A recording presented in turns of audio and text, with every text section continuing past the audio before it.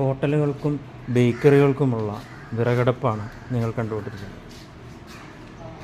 34 inch ചട്ടിയാണ് ഇതിൽ വെച്ചിരിക്കുന്നത്. ഇതുവഴിയാണ് ഇതിൻ്റെ പുക പുറത്തേക്ക് പോകുന്നത്.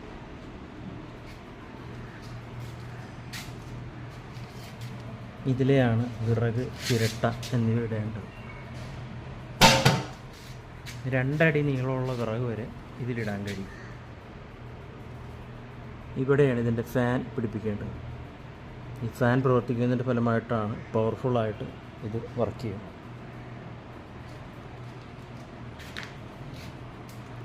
ഒരാൾക്ക് നിന്നുപയോഗിക്കാവുന്ന ഹൈറ്റിലാണ് ഇത് ക്രമീകരിച്ചിരിക്കുന്നത്.